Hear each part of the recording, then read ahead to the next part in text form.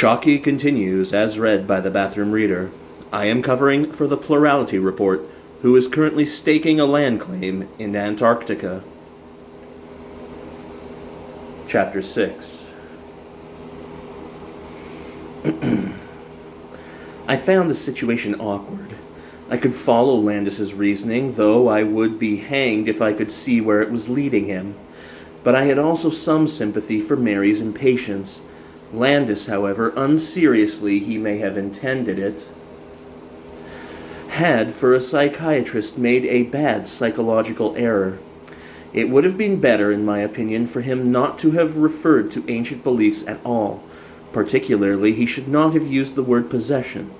There are fears that we would strongly assert, and honestly believe, we have outgrown, which nevertheless still lie dormant in all of us, ready to be aroused by a careless, unexpected word used at a critical moment. All the visit seemed to have done was to add an element of irrationality to Mary's anxiety. Moreover, as much as what he said, his unhurried, detached, analytical attitude to the problem had irritated her. Her concern was immediate. There was something wrong with Matthew, and she wanted it put right without delay.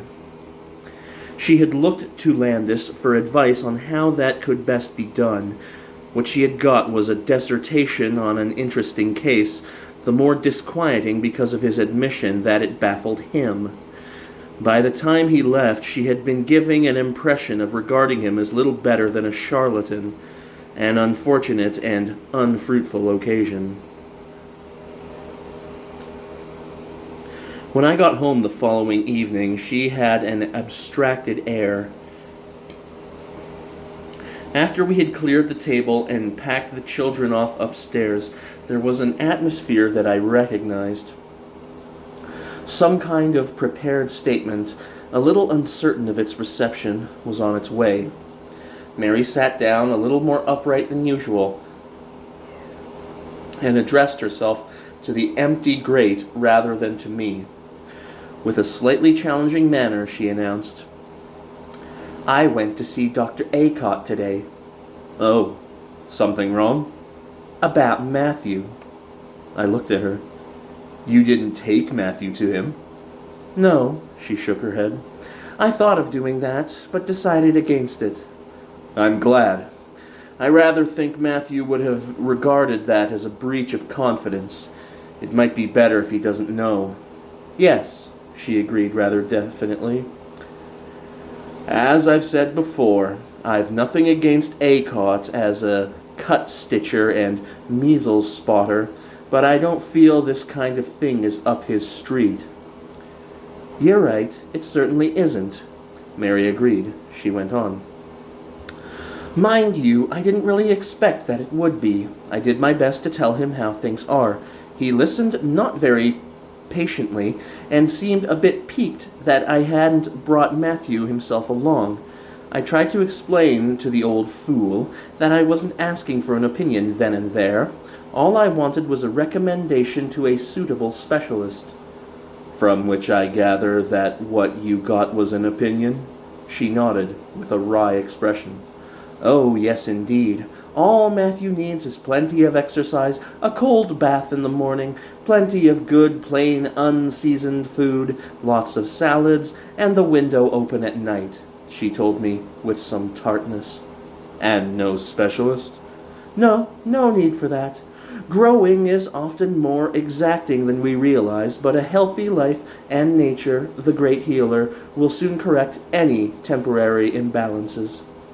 I'm sorry, I said. There was a pause. It was Mary who broke it. David, we must help him somehow. Darling, I know you didn't take to Landis, but he is quite highly thought of, you know. He wouldn't say he's doubtful whether Matthew really needs help if he didn't mean it. We're both worried, but simply because we don't understand. We've really no warrant to assume that because this thing is unusual and it is therefore harmful. I feel quite sure that if Landis had seen cause for alarm, he'd have told us so.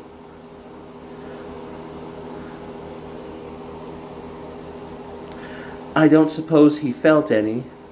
Matthew isn't his boy. He's just an unusual, rather puzzling case. Quite interesting now, but if he were to become normal again, he'd no longer be interesting. Darling, that's a dreadful thing to imply. Besides, you know, Matthew isn't abnormal. He's perfectly normal, but plus something, which is quite different. Mary gave me the look she keeps for hair splitting and for some other forms of tiresomeness. But it is different, I insisted. There is an essential distinction. She cut that short ruthlessly. I don't care about that. All I want is for him to be normally normal, not plus or minus anything. I just want him to be happy. I decided to leave it there for the time being. Except for his occasional bouts of frustration, and what child doesn't have those one way or another, Matthew did not seem to me to be unhappy, but to say so then would have led us into an argument on the nature of happiness, a singularly inappropriate ground for battle.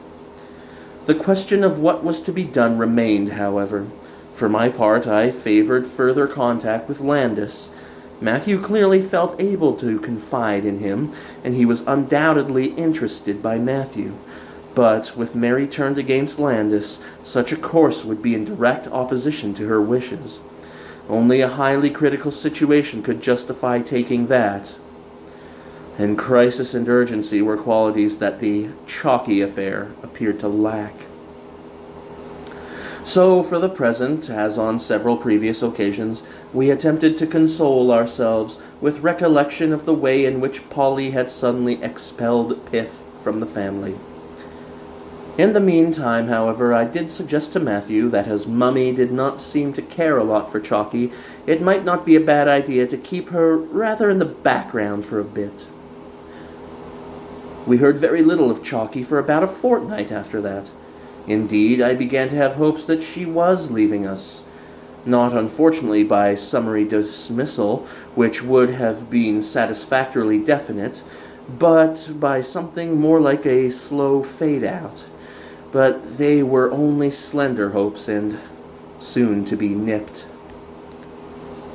One evening, as I was reaching for the television switch, Mary stopped me. "Just a minute," she said. She got up and went across to her bureau. When she came back, she was holding several sheets of paper, the largest about 16 inches by 12. She handed them to me without a word and went back to her chair. I looked at the papers. Some of the smaller ones were pencil sketches. The larger ones were paintings in poster color. Rather odd paintings. The first two were landscapes with a few figures. The scenes were undoubtedly local and vaguely familiar, though I could not positively identify the viewpoints. The first thing that struck me was the figures. They were treated with an individuality of style that was quite constant. Cows and sheep, too, had a rectangular and lean look. Human beings appeared as a halfway compromise between the real thing and stickmen, noticeably lacking in bulk and surprisingly angular. But despite that, there was life and movement in them. The drawing was firm and confident, the coloring somewhat somber. It gave an impression of being much concerned with the subtle shades of green. I know next to nothing of painting, but they gave me a feeling that the sureness of line and the economy with which effects had been achieved showed considerable accomplishment. The next two were still lifes. A vase of flowers, not seen as a botanist or a horticulturalist would see them, but nevertheless recognizably roses. And a bowl of red things, which once one had made allowance for overemphasis on the seeds, were undoubtedly strawberries. Following these came a view through a window. This I was able to recognize. It showed a corner of a school playground with a number of figures there that were active, but again spindly. Then there were a couple of portraits, one of a man with a long, rather severely planed face, I cannot say I recognized it, but there was something about the hairline which seemed to imply that it was intended for myself, though to my mind my eyes do not in the least resemble traffic go lights. The other portrait was of a woman, not Mary, nor anyone I could identify. After I had studied the pictures, I laid them down on my knees and looked across at Mary. She simply nodded. "You understand this kind of thing better than I do. Would you call them good?" "I think so. They're odd, but there's life and movement in them, perception, a feeling of confidence." She let it tail away, then added, "It was accidental. I was clearing his room. They'd fallen behind the chest of drawers." I looked down at the top one again, at the emaciated cattle and the spiderly farmhand who wielded a pitchfork. "Perhaps one of the children in his class, or his art teacher?" I ventured. Mary shook her head. "Those aren't hers. I've seen some of Miss Soames' stuff. Her style's a bit on the niggly side. Besides, the last one is her. Not very flattering either." I looked through the pictures once more, reconsidering them. They grew on one once the first strangeness had worn off. "You could put them back there tomorrow and just say nothing," I suggested. Mary smoothed her knitting and pulled it to get the rows straight. "I could, but they'd go on worrying me. I'd rather he told us about them." I looked at the second landscape and suddenly recognized the scene, knew the exact bend in the river which it gave. "Darling," I said, "I'm afraid you won't like it." "I've not liked any of it. I didn't like it even before that friend of yours started talking about possession. But I'd rather know than be left guessing. After all, it is just possible that someone did give them to him." Her expression told me that she meant what she said. I did not demur further, but it was with a feeling that the whole thing was now entering upon a new phase that I agreed. I took her hand and pressed it. "All right," I said. "He'll scarcely be in bed yet." And I put my head into the hall and called upstairs.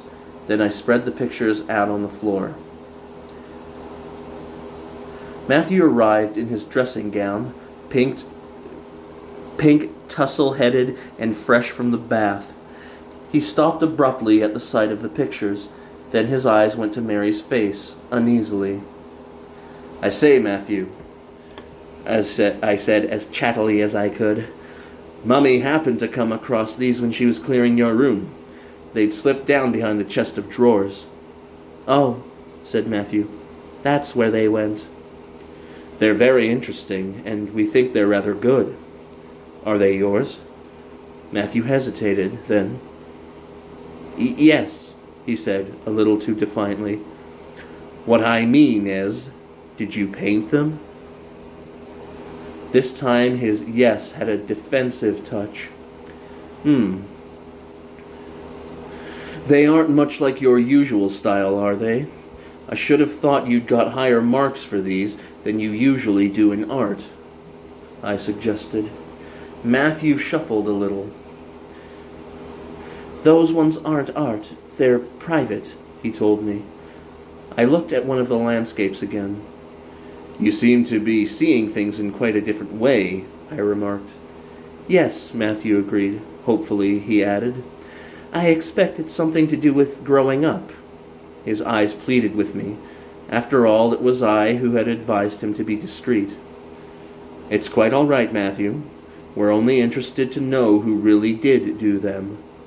Matthew hesitated. He darted an unhappy glance at Mary, looked down at the carpet in front of him, and traced one of the patterns there with his toe.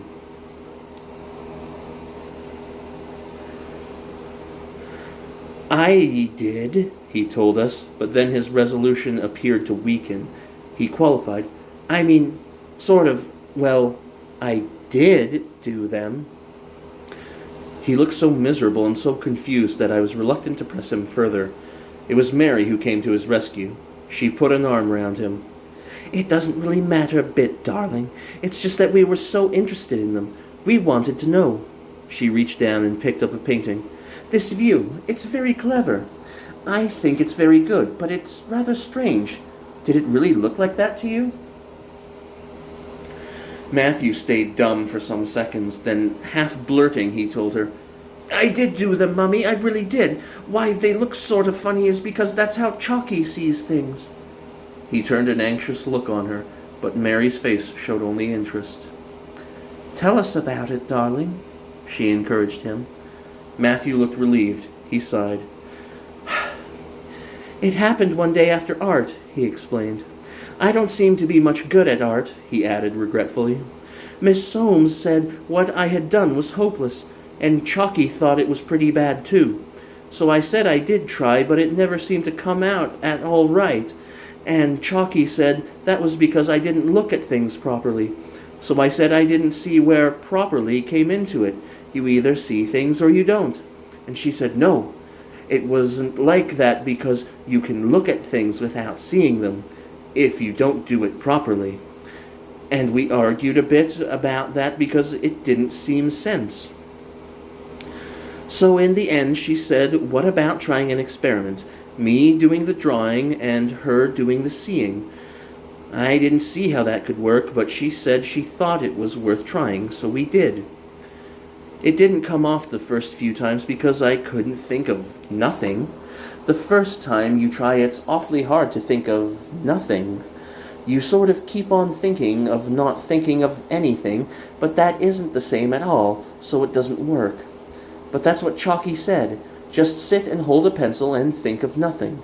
I got pretty fed up with trying, but she kept on wanting to have another go at it. And, well, about the fourth time we tried, I half managed it for a minute or two. After that it got easier, and then when we'd practiced a bit more, it got quite easy. So now I've only got to sit down with the paints and, well, sort of switch off me, and the picture comes. Only the way it comes is the way Chalky sees it, not the way I do." I could see Mary's fingers fidgeting, but her mask of impersonal interest remained unaltered. I said, "I think I understand what you mean, Matthew. You sort of hand over to Chalky. But I should think that feels a bit funny, doesn't it?" "Only the first time or two. Then I felt a bit like, well, no breaks. After that, it gets more like..." He paused for some moments, searching with furrowed brow for a simile. His expression cleared slightly. "It gets more like riding a bicycle, no hands." He frowned again and amended, "Only not quite, because it's Chalky doing the steering, not me. Sort of difficult to explain," he added apologetically. I could appreciate that it would be, more to give Mary some reassurance than on my own account, I asked. "I suppose it doesn't ever happen when you don't want it to? By accident, I mean?" Matthew shook his head emphatically. "Oh no, I have to make it happen by thinking of nothing. Only now I don't have to keep on thinking of nothing all the time it's happening.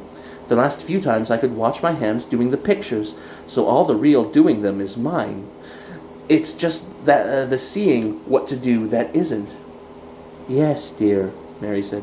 "We understand that, but..." She hesitated, searching for a gentle way to make her point. "But do you think it is a good thing to do?" Matthew glanced at the pictures. "I think so, Mummy.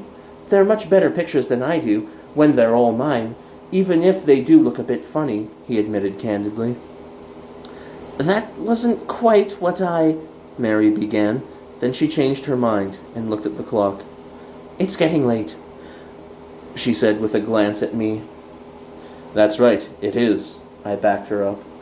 "But just before you go, Matthew, have you shown these to anyone else?" "Well, not really shown," he said. "Miss Soames came in one day, just after I'd done that one." He pointed to the view of the playground through the window. "She said whose it was, which was a bit awkward because I couldn't pretend it was anyone else's, so I had to say it was mine, and she looked at me the way people do when they don't believe you. Then she looked at the picture and then back at me again. 'All right,' she said, 'let's see you do a racing car at speed.' So then I had to explain that I couldn't do things that I couldn't see. I meant that Chalky couldn't see for me, but I couldn't tell her that. and she looked at me hard again and said, "Very well. What about the view through the other window?" So I turned the easel round and did that. She took it off the board and stared at it for a long time. Then she looked at me very queerly and said, did I mind if she kept it? I couldn't very well say I did, so I said no, and please could I go now? And she nodded and went on staring at it. It's funny she said nothing about it in your report, I told him. Oh, it was right at the end of term, after reports, he explained. I felt a premonitory twinge of misgiving, but there was nothing to be done about it. Besides, it was, as Mary had said, getting late. Well, time you were off to bed now, Matthew. Thanks for telling us about the pictures. May we keep them down here a bit so that we can look at them again? All right, but please don't lose them, he agreed. His eye fell on the famine victim portrait. That isn't a bit like you, Daddy. It really isn't, he assured me. Then he said his good nights and ran away upstairs. We sat and looked at one another. Mary's eyes slowly brimmed with tears. Oh, David, he was such a lovely little boy. Later, when she was calmer, she said, I'm afraid for him, David. This whatever it is getting more real to him. He's beginning to let it take control of him. I'm afraid for him. I shook my head. I'm sure you've got it wrong. It isn't like that, you know. He was pretty emphatic that he is the one who decides when and whether it shall happen at all, I pointed out. Naturally, he'd think that, she said. I went on doing my best to soothe her anxiety. It didn't, I pointed out, make Matthew unhappy, not a bit. He had the sense not to tell any of his young friends about it, so there was no persecution element. Polly did not believe in Chalky at all, and preferred to regard the whole thing as a kind of forgery of pith. He really was just an ordinary boy of his age, plus something he chose to call Chalky, and we really did not have a scrap of evidence that this Chalky was doing him any harm at all. I might just as well have saved my breath. I looked in on him on my way to bed. He was asleep with the light still on. A book he had been reading lay as it had dropped from his hands, face down on his chest. I read the title, then bent a little closer to make sure I had read it all right. It was my copy of Lewis Mumford's Living in Cities. I picked it up, and in doing so woke Matthew. I don't wonder you fell asleep. A bit heavy for bedtime reading, isn't it? Pretty boring, he acknowledged, but Chalky thinks it's interesting. The parts of it I can understand for her. Oh, I said. Well, well, time to go to sleep now. Good night, old man. Good night, Daddy.